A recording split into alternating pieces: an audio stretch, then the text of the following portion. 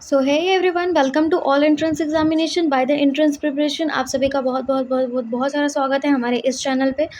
और आज मैं जीएस और जीके लेकर के आई हूँ और मोस्ट इंपॉर्टेंट एमसीक्यूज़ है जो कि आपके एग्जाम पॉइंट ऑफ व्यू से बहुत ज़्यादा इंपॉर्टेंट होने वाला है।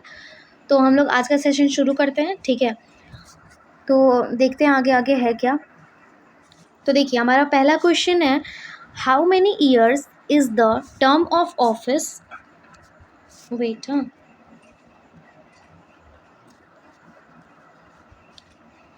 तो देखिए, how many years is the term of office of the vice president. तो इस क्वेश्चन में आपसे पूछ रहा है कि वाइस प्रेसिडेंट का कितने टर्म होता है, कितने दिन का होता है कि वो टर्म ऑफ ऑफिस में अपना जो पर्टिकुलर वो अपना जो जॉब कर रहे हैं उसको सर्व कर सकें। तो वो कितने ईयर्स का होता है। तो वो 5 ईयर का होता है, 6 ईयर का होता है, 7 ईयर का होता है या 8 ईयर का होता है, क्या होता है इसमें से, क्या होता है। तो इसमें आपका 5 ईयर हो जाएगा। 5 year will be our correct answer. तो वाइस प्रेसिडेंट का जो चुनाव होता है, ठीक है, वाइस प्रेसिडेंट का जो चुनाव होता है वो कौन कौन कर सकता है उसमें पार्टिसिपेट। तो उसमें पार्टिसिपेट कर सकते हैं लोकसभा के और प्लस में राज्यसभा के, लोकसभा के और राज्यसभा के कौन कर सकते हैं, मेंबर कर सकते हैं, मेंबर, ठीक है, समझ लीजिएगा, ऐसे मेंबर कर सकते हैं, ठीक है। वाइस प्रेसिडेंट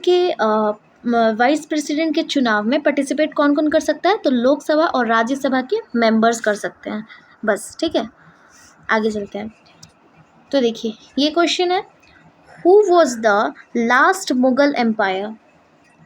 जो मुगल एम्पायर का जो लिखा गया है, तो वो किसने लिखा गया है, मतलब कौन लिखे हैं। तो वो बाबर लिखे हैं, नूरजहाँ लिखे हैं, अकबर लिखे हैं या बहादुर शाह लिखे हैं। तो ये शुरू हुआ था, ये जो मुग़ल एम्पायर था ये शुरू हुआ था आपका 1526 में, 1526 में शुरू हुआ था, ठीक है।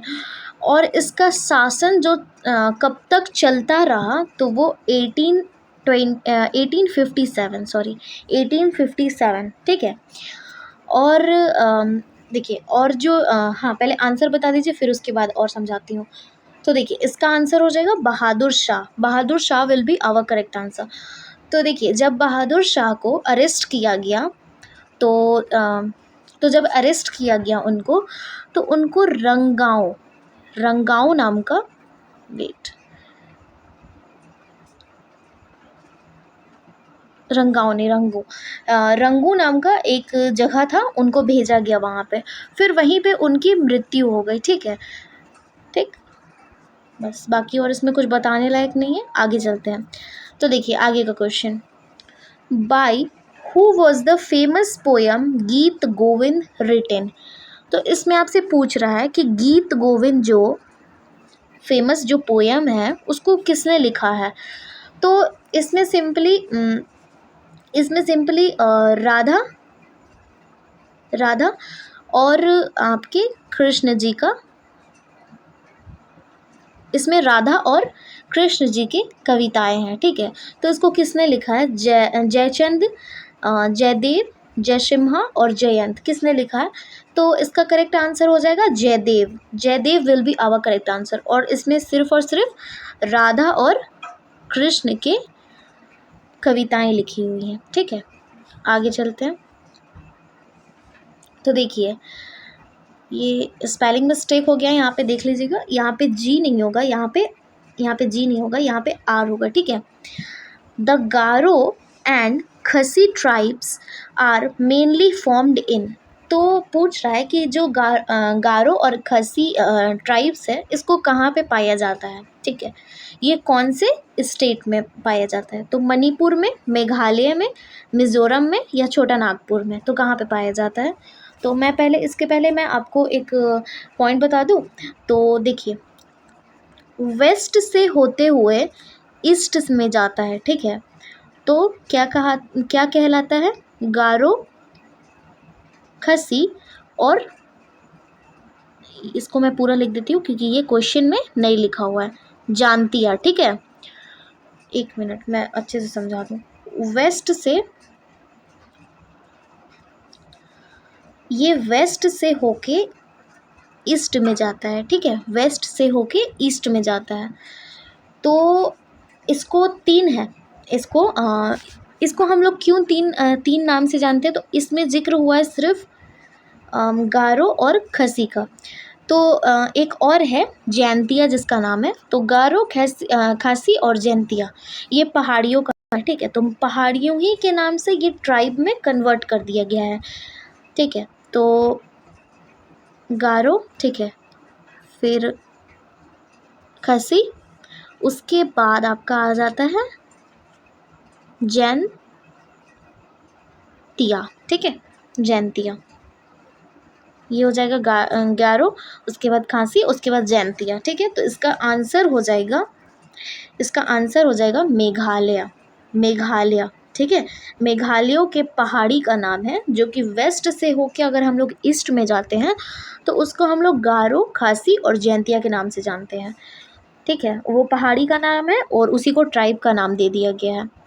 आगे चलते हैं, तो देखिए आगे का क्वेश्चन देखते हैं। In which country the river Ganges meet the river Brahmaputra.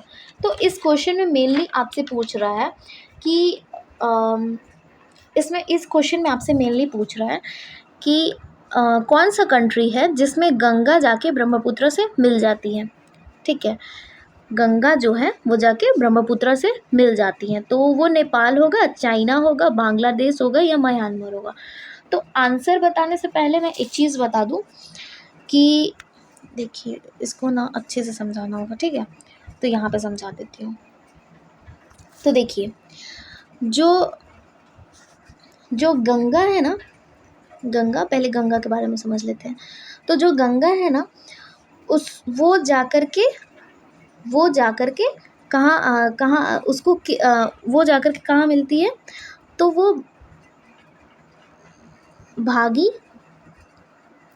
Bhagirathi और प्लस में आपका अलकनंदा, ठीक है।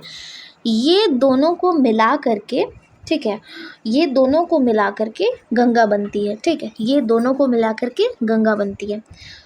तो ये दोनों का सिचुएटेड कहाँ है, तो ये देव प्रयाग के नाम से जाना जाता है, ठीक है। देव प्रयाग के नाम से, नहीं सॉरी, गंगा है, ठीक है। गंगा मिलके बनती है किस किस से, तो भागीरथी और अलकनंदा से मिलके बनती है, ठीक है। अलकनंदा से मिलके बनती है। और ये दोनों जो हैं वो कहाँ जाकर के मिलती है, तो वो मिलती है देव प्रयाग में मिलती है, देव प्रयाग में मिलती है, ठीक है। देव प्रयाग में मिलती है, ठीक है। उसके बाद जब देव प्रयाग में मिलती है, एक मिनट, जब देव प्रयाग में मिलती है तो उसके बाद गंगा का जन्म होता है, तो उसको हम लोग नाम से जानते हैं गंगा, ठीक है। किस नाम से जानते हैं, तो हम लोग गंगा नाम से जानते हैं, गंगा नाम से जानते हैं, ठीक है। फिर उसके बाद देखिए, तो और बांग्लादेश में हम लोग इसको पद्मा के नाम से जानते हैं। बांग्लादेश में किस नाम से जानते हैं गंगा को, तो पद्मा, ठीक है, पद्मा, ओके, पद्मा, ठीक। उसके बाद ब्रह्मपुत्र के बारे में समझ लेते हैं कुछ। अभी तो गंगा के बारे में समझ लिए, अब ब्रह्मपुत्र के बारे में समझ लेते हैं। आ जाइए, तो ब्रह्मपुत्र, ठीक है। तो मेनली इसमें जानना क्या है हम लोगों को, तो देखिए, तो इसमें जानना ये है कि ब्रह्मपुत्र आखिर किस नदी से होकर जाती है, तो वो कैलाश, ठीक है, कैलाश, कैलाश,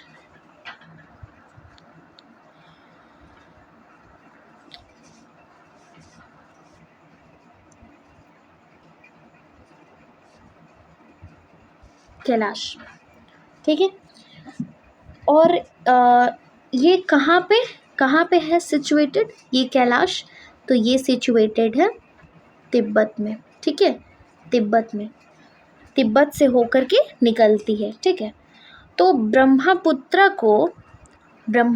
को तिब्बत में किस नाम से जानते हैं, ठीक है। तो यहाँ पे मैं शॉर्ट फॉर्म में ऐसे लिख दूँ, ब्रह्मपुत्र, ठीक है।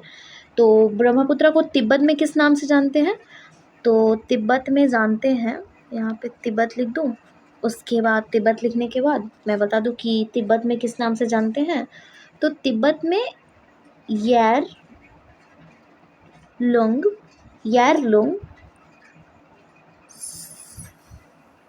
सैंगपो, ठीक है, ठीक है, इस नाम से जानते हैं, ठीक है, इस नाम से जानी जाती है, ठीक।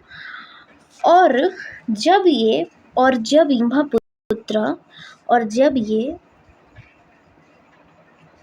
ब्रह्मपुत्र जो है ये जब जा कर के कहाँ मिलती है, अरुणाचल प्रदेश में, ठीक है, अरुणाचल प्रदेश में मिलती है। तो इसको क्या ना, देखो मैं एपी लिख देती हूँ, अरुणाचल प्रदेश, ठीक है।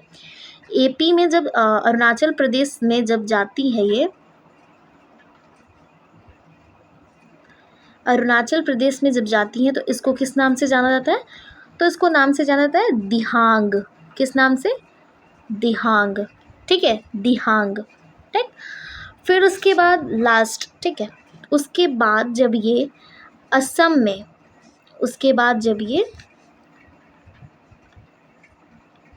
असम में जाती है तो इसको किस नाम से जाना जाता है, तो इसको जाना जाता है यही नाम से, ठीक है, यही नाम से ब्रह्मपुत्र के नाम से जाना जाता है असम में, ठीक है। और जब ये बांग्लादेश में जाती है, जब ये बांग्लादेश में जाती है, बांग्लादेश, और जब ये बांग्लादेश में जाती है तो इसको किस नाम से जाना जाता है, तो इसको जाना जाता है जमुना के नाम से, ठीक है, जमुना, ठीक है, जमुना के नाम से जाना जाता है, ठीक। तो इतना समझ में आ गया कि गंगा को हम पद्मा नाम से जानते हैं। आंसर तो आप लोगों को समझ में आ गया होगा। और ब्रह्मपुत्र को हम जमुना के नाम से जानते हैं। तो हम लोग किस कंट्री में इस नाम से जानते हैं बताइए, तो बांग्लादेश में जानते हैं, ठीक है। बांग्लादेश में हम लोग गंगा को पद्मा नाम से जानते हैं और ब्रह्मपुत्र को जमुना नाम से जानते हैं, ठीक है। तो मेघना नदी में मिल जाती है, ये दोनों कहाँ जाकर के मिलती है, मेघना नदी में, कहाँ जाके, मेघना नदी, ठीक है, मेघना नदी, ठीक है, मेघना नदी में जाकर के मिल जाती है और अपने पानी को बंगाल की खाड़ी में छोड़ देती है, ठीक है। ये दोनों जब मेघना नदी में जाकर के मिल जाती है तो अपने पानी को बंगाल की खाड़ी में छोड़ देती है, ठीक है। छोड़ने से पहले एक डेल्टा बनाती है जो दुनिया का सबसे बड़ा डेल्टा है, तो उसका नाम क्या है बताइएगा। तो वो दुनिया का सबसे बड़ा डेल्टा है जो कि वहाँ पे जब ये अपनी डेल्टा छोड़ती है तो जो बनाती है वो दुनिया की सबसे बड़ी डेल्टा है। तो उसको हम किस नाम से जानते हैं, तो उसको हम जानते हैं सुंदरवन। आई नो थोड़ा राइटिंग ज़्यादा गंदा बन रहा है, सुंदरवन, पर कोई बात नहीं, मैं बोल भी रही हूँ इसीलिए, तो आप लोग बोल के भी अपना कर सकते हो, ठीक है, डेल्टा। और वैसे पीडीएफ आपको मिल जाएगा टेलीग्राम चैनल पे, तो आप मेरे साथ टेलीग्राम चैनल पे भी जुड़ सकते हैं। वैसे तो आपको बायो में लिंक मैंने दिया हुआ है, वैसे मैं डिस्क्रिप्शन में भी जोड़ दूँगी, कोई प्रॉब्लम नहीं है, ठीक है। तो पीडीएफ वहाँ से लेकर के आप लोग वहाँ से भी पढ़ सकते हो, ठीक है। तो आगे चलते हैं, देखते हैं आगे। तो इसका आंसर क्या हो जाएगा, सबसे पहले आंसर क्या हो जाएगा ये, तो इसका आंसर क्या हो जाएगा देख लीजिए। तो इसका आंसर हो जाएगा बांग्लादेश। समझ तो आ ही गया होगा क्योंकि इतने अच्छे से समझाया मैंने, और उम्मीद करती हूँ कि आप लोगों को समझ में आ रहा होगा, ठीक है। कोई प्रॉब्लम हो और कुछ चीज़ें मुझसे अगर बाई चांस कुछ चीज़ें मुझसे स्किप हो रही हैं तो प्लीज़ आप लोग मुझे बता देना कमेंट सेक्शन में, ठीक है। तो देखिए नेक्स्ट क्वेश्चन देखते हैं। The minimum age to become a member of Lok Sabha is, तो इसमें पूछ रहा है, ये क्वेश्चन पूछ रहा है कि लोकसभा में जो मेंबर होते हैं वो कब इलेक्ट होते हैं, उनका मिनिमम एज क्या होना चाहिए उनको इलेक्ट होने के लिए। तो 25 ईयर, 18 ईयर, 30 ईयर या 21 ईयर, तो क्या होगा आंसर।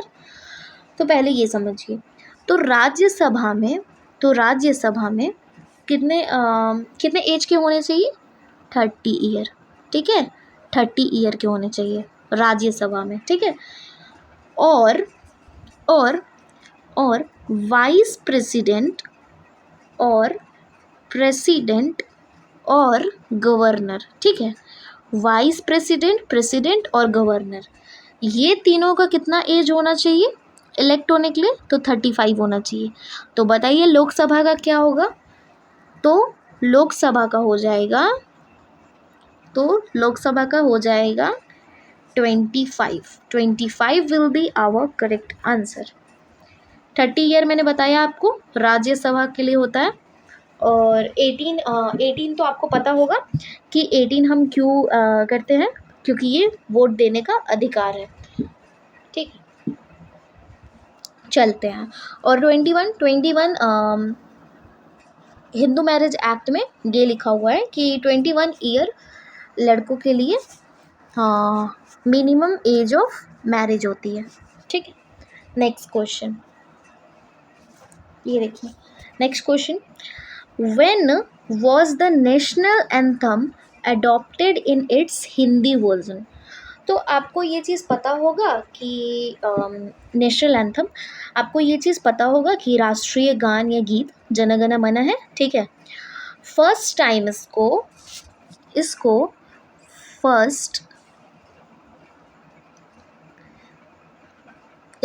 फर्स्ट टाइम 1911 में कलकत्ता सेशन में इसको गाया गया था, फर्स्ट टाइम, ठीक है। और इसको लिखे कौन थे, तो इसको लिखे थे रविंद्रनाथ टैगोर जी ने, जिनको कि एशिया के, ये जो रविंद्रनाथ टैगोर जी थे ये एशिया के पहले व्यक्ति थे जिनको नोबेल प्राइज़ दिया गया था, ठीक है। और आपको पता होगा कि इन्होंने ये बंगाली लैंग्वेज में लिखे हुए थे। उसके बाद तो वही ये पूछ रहा है ये क्वेश्चन कि नेशनल एंथम को अडॉप्ट कब किया गया था, हमारे जो कॉन्स्टिट्यूएंट असेंबली थी उन लोगों ने नेशनल एंथम को अडॉप्ट कब किया था, वो भी हिंदी वर्जन में। तो कब अडॉप्ट किया था, तो 24 जनवरी 1950 will be our correct answer, ठीक है। नेक्स्ट क्वेश्चन पे चलते हैं। तो मैं ऐसे कनेक्ट कर करके पढ़ाती हूँ ना, हर एक क्वेश्चन के पीछे जब कहानी है, हर एक क्वेश्चन के पीछे एक बड़ा सा, मैं मतलब इतना बता रही हूँ कुछ कुछ, तो उसके पीछे भी बहुत सा रीज़न होता है कि अगर आप सुन लोगे अच्छे से, अगर आप समझ लोगे अच्छे से, तो उस क्वेश्चन से भी 3 से 4 क्वेश्चन बन रहे हैं। जैसे कि अभी राष्ट्रीय गान तो ये कौन सा है, तो जन गण मन आप लोग बता सकते हैं। फर्स्ट टाइम इसको कहाँ लिखा गया, तो 1911 में। तो इसको सेशन इसका कहाँ पे था, तो कलकत्ता में था। फिर इसको लिखा किसने, तो रविंद्रनाथ टैगोर जी ने। देखिए ना, एक कहानी के पीछे 4 से 5 क्वेश्चन छुपा हुआ है, ठीक है। अगर आप लोग समझ लेते हो तो बहुत बेनिफिट होने वाला है, ठीक है। अब ये क्वेश्चन देख लेते हैं, इस क्वेश्चन में क्या है। हु रॉट अकबरनामा, अकबरनामा जो अकबर की कहानी थी वो किसने लिखा था, जो उसकी ऑटोबायोग्राफी थी, ठीक है। तो वो किसने लिखा था, तो अब्दुल रहीम खान ने लिखा था, फैज़ी, अब्दुल कदीर बाद और अबुल फजल। तो कौन लिखे थे, तो ये लिखे थे अबुल फजल लिखे थे, ठीक है। नेक्स्ट क्वेश्चन पे चलते हैं। नेक्स्ट क्वेश्चन देखिए, हमारे कॉन्स्टिट्यूशन का है। तो इस क्वेश्चन में पूछ रहा है, which article in Indian constitution states about fundamental duty.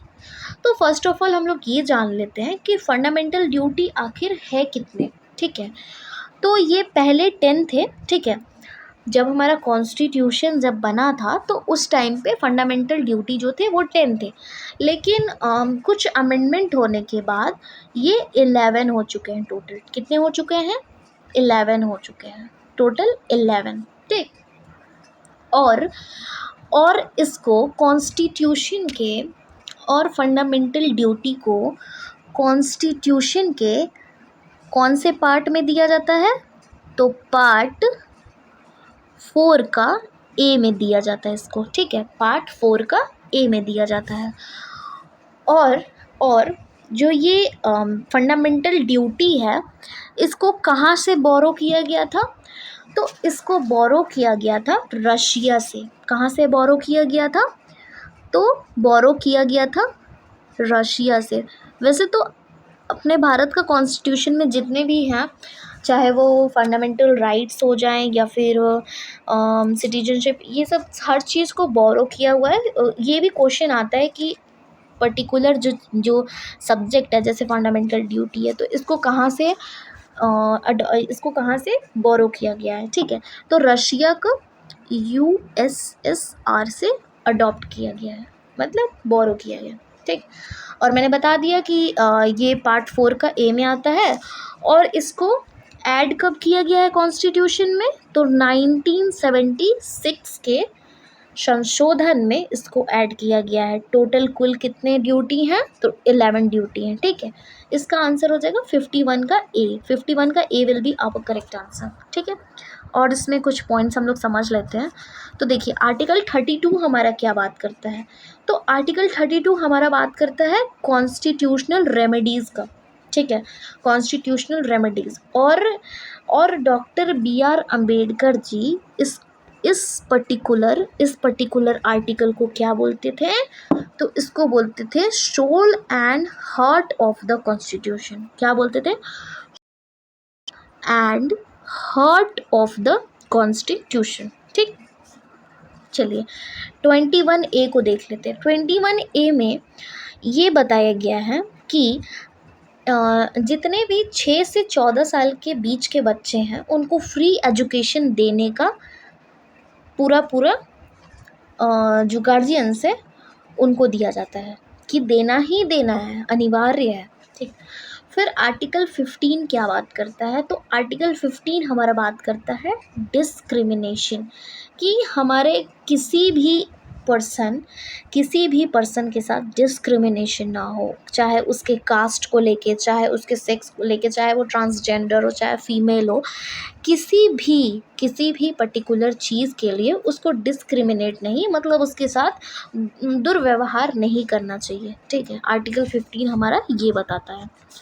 आगे बढ़ते हैं अगले क्वेश्चन पे, ठीक है। आगे बढ़ते हैं, ठीक है। तो ये हमारा अगला क्वेश्चन है। Which article of the Indian constitution provides for equal opportunity for citizen in government employment?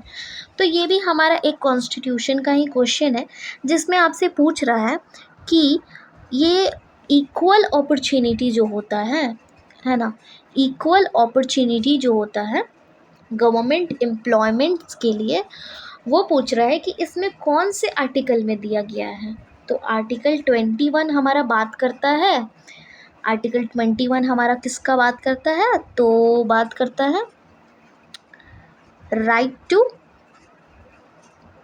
To life का, ठीक है।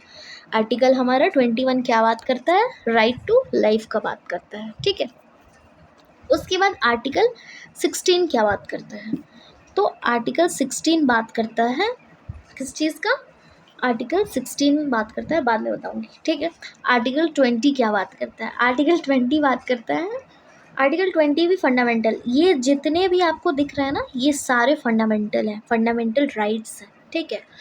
और फंडामेंटल राइट्स कौन से पार्ट में आता है? तो फंडामेंटल राइट्स हमारा मेनली 3rd पार्ट में आता है, ठीक है। 3rd पार्ट में फंडामेंटल राइट आता है, ठीक है। और टोटल फंडामेंटल राइट टोटल 7 थे, ठीक है। तो 7 थे, तो जो 7 थे, तो राइट टू प्रॉपर्टी को हटा दिया गया, और राइट टू प्रॉपर्टी को हटा करके और लीगल राइट में ऐड कर दिया गया। तो अभी कुल कितने हैं? तो अभी हैं टोटल 6 फंडामेंटल राइट। अभी कितने हैं? टोटल 6 फंडामेंटल राइट, ठीक। आर्टिकल 20 देख लेते हैं। आर्टिकल 20 आता है हमारा, किसी भी व्यक्ति को गिरफ्तार करने के लिए ये आर्टिकल बात करता है। और आर्टिकल 19 मेनली होता है freedom of speech, freedom of speech, ठीक, freedom of speech and expression, ठीक। आप आपको बोलने का अधिकार है, आप बोल सकते हो, लेकिन हाँ कुछ रेस्ट्रिक्शंस इसके साथ जुड़े हुए हैं कि आप लोग आपको पब्लिक को जैसे बोलते हैं ना, पब्लिक को परेशान नहीं करना है, पब्लिक को गलत नहीं बोलना है, तो वैसे ही आपसे पब्लिक परेशान ना हो ऐसी चीज़ें बोलो, ठीक है। तो इसका करेक्ट आंसर हो जाएगा article 16, article 16 will be our correct answer, ठीक। आर्टिकल 16 ही बात करता है equal opportunity for citizen in government employment, ठीक। उसके बाद देखते हैं, तो बताइए ऐसा कौन सा फंडामेंटल राइट है, ठीक है, ऐसा कौन सा फंडामेंटल राइट है जो कि सस्पेंड नहीं होता। और देखिए जब नेशनल इमरजेंसी लगता है ना, ऐसे समझ लीजिए, जब नेशनल इमरजेंसी लगता है तो नेशनल इमरजेंसी टाइम सारी फंडामेंटल राइट्स सस्पेंड हो जाती है सिवाय दो को छोड़ के। तो बताइए वो दो कौन सा फंडामेंटल राइट है जो कि सस्पेंड नहीं होता अगर नेशनल इमरजेंसी लागू हो जाता है तब भी। और देखिए नेशनल इमरजेंसी कौन से आर्टिकल में दिया हुआ है, तो आर्टिकल 352 में दिया हुआ है, ठीक है, आर्टिकल 352 में दिया हुआ है। और इसको इसको कौन मतलब कि इसको कौन लागू करता है, तो इसको प्रेसिडेंट लागू करती हैं, ठीक है, इसको प्रेसिडेंट लागू करती हैं, ठीक है। तो दो वो फंडामेंटल राइट है, वो है 20 और 21, ये कभी भी सस्पेंड नहीं होता, ठीक है, नॉट सस्पेंड, सस्पेंड, ओके। गलती से यहाँ पे मैंने टी लिख दिया तो यहाँ पे डी हो जाएगा, not suspend, okay, not suspend, ठीक है। तो 20 और 21 फंडामेंटल राइट हमारा ऐसा है जो नेशनल इमरजेंसी लगने पे भी सस्पेंड नहीं होता, ठीक। तो चलिए आगे चलते हैं, नेक्स्ट क्वेश्चन पे चलते हैं। तो देखिए हमारा नेक्स्ट क्वेश्चन है, इन विच ईयर, ठीक है, in which year the state reorganisation commission was constituted. तो आपसे क्वेश्चन में ये पूछ रहा है कि कौन से ईस्वी में इसको कॉन्स्टिट्यूट किया गया था।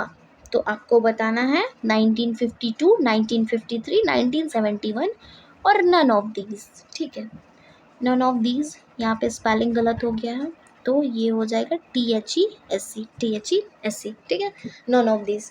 तो इसका क्या आंसर हो जाएगा, तो इसका आंसर हो जाएगा 1953, ठीक। और ये किसके द्वारा किया गया था, तो ये किया गया था जस्टिस फजल अली, ठीक है, जस्टिस फजल अली द्वारा, जस्टिस फजल अली द्वारा, ठीक है, जस्टिस फजल अली द्वारा, ठीक है। नेक्स्ट क्वेश्चन पे चलते हैं। तो नेक्स्ट क्वेश्चन है आपका, which of the following does not have an influence over the climate in India। तो आपको बताना है कि डज नॉट पूछा है, ठीक है, नॉट कौन सा इसमें से आंसर होगा जो आपको इफ़ेक्ट नहीं करता है क्लाइमेट इन इंडिया, मतलब मौसम में कोई इफ़ेक्ट नहीं लाता। तो बताइएगा आंसर क्या होगा। तो मॉनसून तो आपको ऐसे भी समझ में आ रहा है कि मॉनसून तो होगा ही होगा क्योंकि वो तो चेंजेस लाते ही हैं। नियरनेस टू इक्वेटर ये भी होगा, और presence of Indian ocean, India ocean, ठीक है, तो ये भी होगा। तो नॉट कौन सा हो जाएगा, तो नॉट हमारा हो जाएगा ocean current, ocean current will be our correct answer. Next पे चलते हैं। तो नेक्स्ट देखिए, नेक्स्ट है हमारा, the imaginary line on the earth surface that closely follows the 180-degree meridian is। तो इस क्वेश्चन में आपको बताना है कि जो हमारा पृथ्वी है, ठीक है, जो हमारा पृथ्वी है उस पे 180 डिग्री का मेरिडियन कौन से पे बनता है, prime meridian, international date line, equator या ट्रॉपिक ऑफ कैंसर। तो आंसर क्या हो जाएगा, तो देखिए जो प्राइम मेरिडियन होता है ना, इसमें 0 डिग्री का बनता है। क्या बनता है? 0 डिग्री का, ठीक। और इंटरनेशनल डेट लाइन, तो इस पे बनता है 180 डिग्री का, ठीक, 180 डिग्री का बनता है। इक्वेटर भी बनता है 0 डिग्री का, और ट्रॉपिक ऑफ कैंसर बनता है 235 डिग्री का, ठीक है। और जो इक्वेटर और देखिए, जो इक्वेटर और ट्रॉपिक ऑफ कैंसर है, ये लेटीट्यूड होता है। क्या होता है? लेटीट्यूड होता है। अब हम लोग थोड़ा सा डिफरेंस भी समझ लेते हैं कि लेटीट्यूड आखिर होता क्या है। तो देखिए, ये है लेटीट्यूड, ये है लेटीट्यूड, ठीक। एक मिनट, सर्कल तो है, इसी से बन जाते हैं, ठीक है। और ये है आपका लॉन्गिट्यूड, ठीक है, लॉन्गिट्यूड और लेटीट्यूड। चलिए अब समझते हैं चीज़ों को। तो देखिए, तो ये है आपका ट्रॉपिक ऑफ कैंसर, ठीक। तो इधर आपका आता है नॉर्थ और इधर आता है साउथ, ये पता होगा। और ये है लैटीट्यूड, ठीक। और ये है आपका लैटीट्यूड, ठीक है। ये है आपका लॉन्गिट्यूड, ठीक है, लॉन्गिट्यूड, ठीक। तो देखिए, ये जो ऐसे लाइन बनता है, ऐसे ऐसे ऐसे ऐसे ऐसे लाइन बनता है, तो हम इस लाइन से आप समझिए चीज़ों को कि इसको हम लेटीट्यूड बोलते हैं, ठीक, ठीक। और यहाँ पे ये चीज़ को गौर कीजिए, ये जब ज़ीरो है ना, ये देखिए, ये सब जो है वो ज़ीरो बन रहा है, ठीक है ना। अब लॉन्गिट्यूड को समझते हैं। तो इधर आपका हो जाएगा नॉर्थ पोल, एनपी हो जाएगा, और इधर आपका हो जाएगा साउथ पोल, ठीक है। आई नो थोड़ा राइटिंग अच्छा नहीं है, बट कोई बात नहीं, चीज़ों को समझिए, समझना ज़्यादा इम्पोर्टेंट है। ये हो गया नॉर्थ पोल और ये हो गया साउथ पोल, ठीक। तो लॉन्गिट्यूड में ऐसे बनते हैं, यहाँ से, रुकिए, ऐसे आपको नहीं समझ में आएगा, वेट। तो लॉन्गिट्यूड में ये जो आता है, ये ऐसे बनता है, ठीक है, फिर ऐसे बनता है और फिर ऐसे बनता है, ठीक। तो ये जो यहाँ की पार्ट्स है, ये जो यहाँ की पार्ट्स है, तो इसको देख के आपको लग रहा है ना, ये 0 डिग्री कहलाता है। क्या कहलाता है? ये 0 डिग्री कहलाता है। जो ये पार्ट है, ये पार्ट है जो, और ये जो ये पार्ट है, ये 0 डिग्री कहलाता है, ठीक, ठीक है। अब चलिए उस क्वेश्चन की ओर चलते हैं। तो अब तो आपको समझ में आ गया होगा कि आंसर क्या होगा। तो देखिए, देख लेते हैं आंसर होगा क्या आखिर।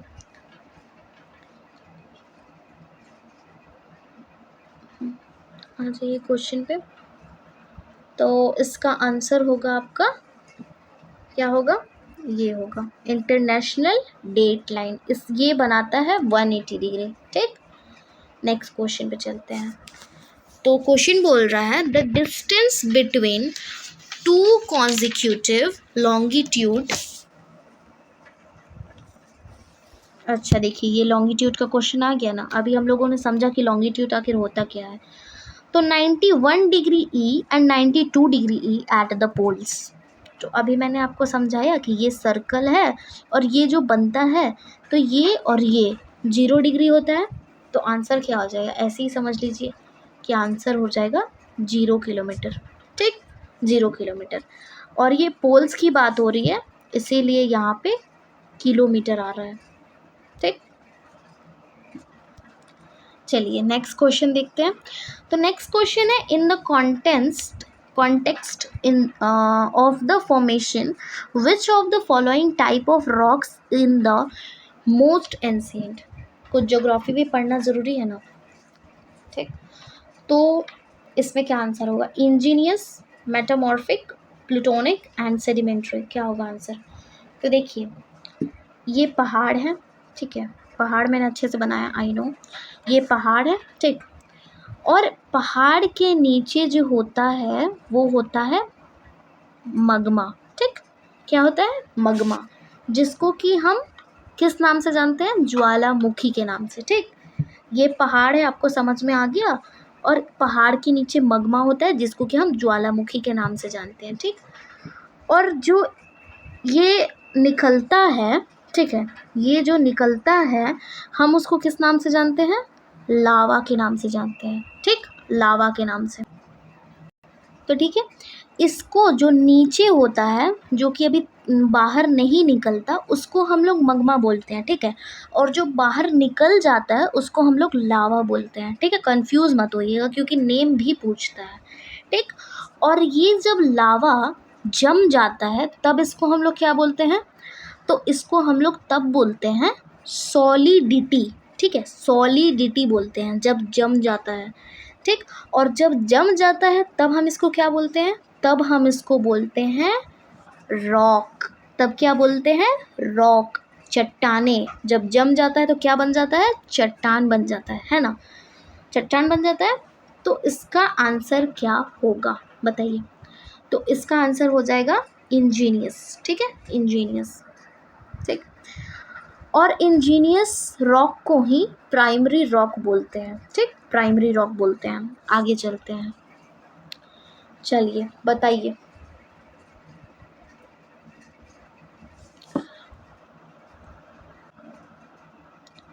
बताइए इसका आंसर, क्वेश्चन बता दूं मैं।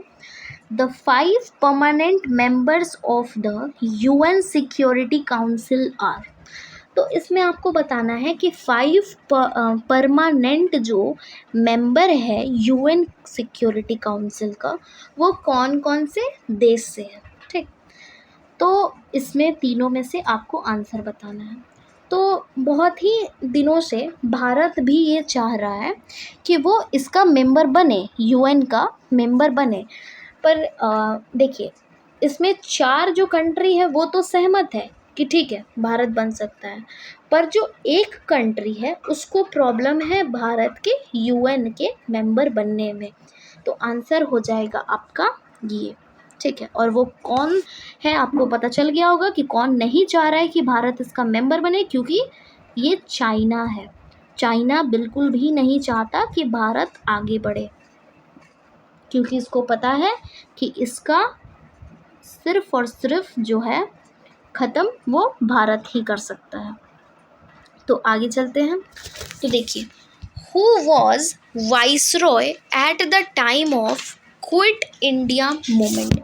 ये आप लोगों ने कॉन्स्टिट्यूशन में पढ़ा होगा। ठीक, कि क्विट इंडिया मूवमेंट के वाइसरॉय कौन थे, ये ई नहीं होगा। ठीक है, क्विट इंडिया मूवमेंट। ठीक, तो देखिए, सॉरी, तो देखिए क्विट इंडिया मूवमेंट के इसको शुरू कब किया गया था, तो इसको 8 अगस्त 1942 में शुरू किया गया था।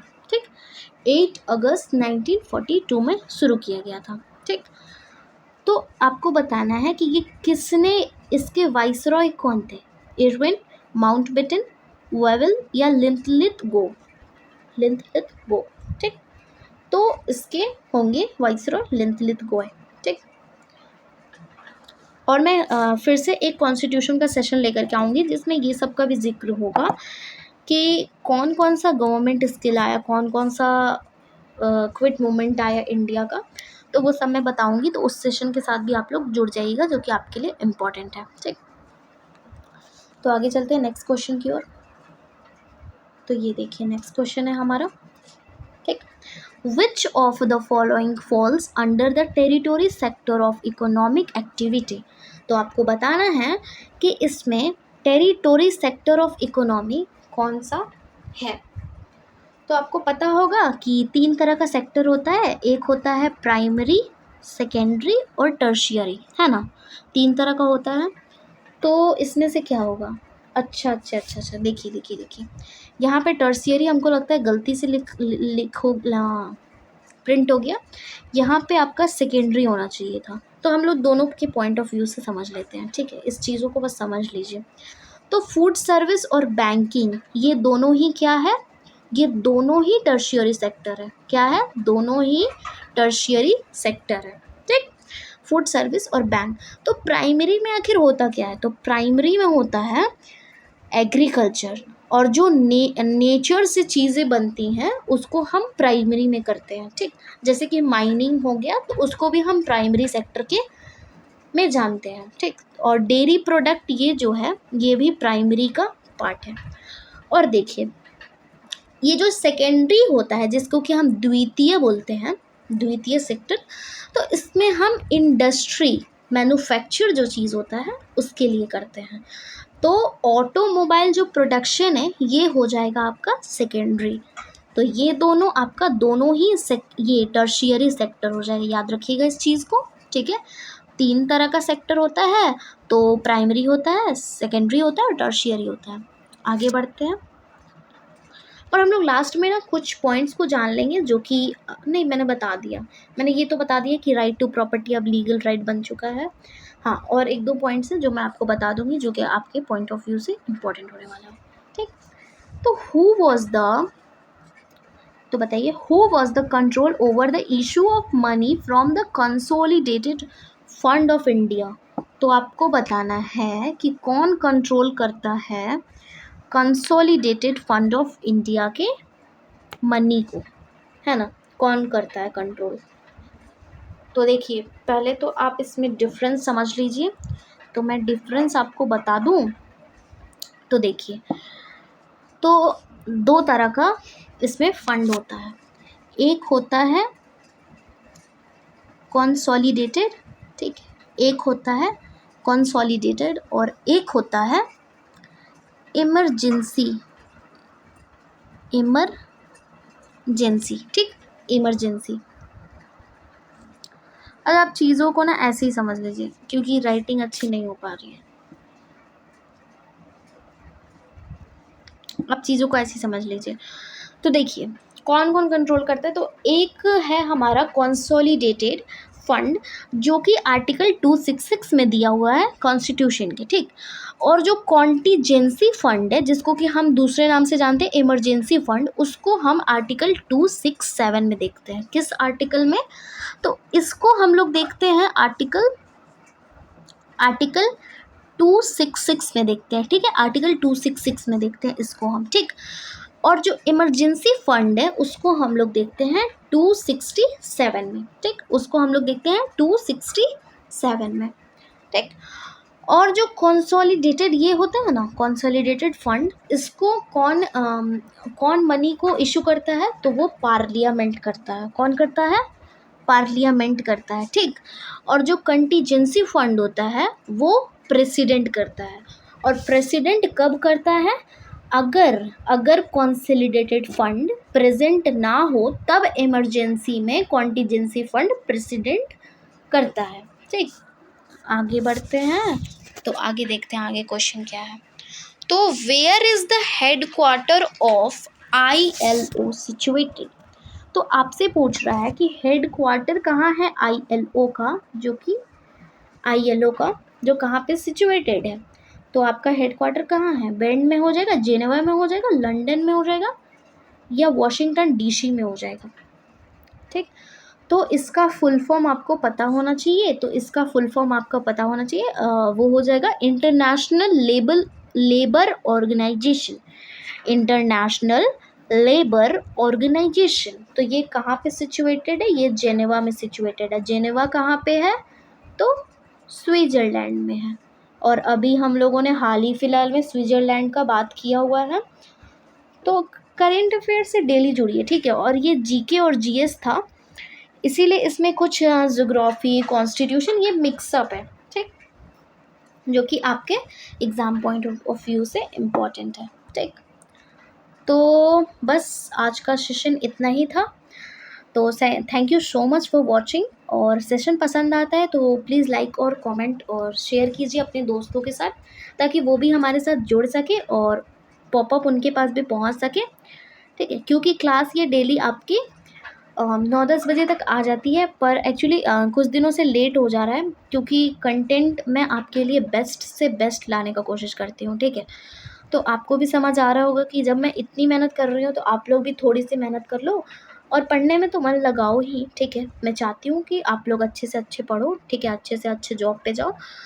तो मैं बस इतना चाहती हूँ कि एक लाइक कर दिया करो और चैनल को सब्सक्राइब कर दिया करो, ताकि मैं डेली आपके साथ जुड़ सकूँ, क्योंकि मुझे भी अच्छा लगता है अगर आपको अच्छा लगता है तो, ठीक। So bye bye to all of you, thank you so much for watching and take care to all of you.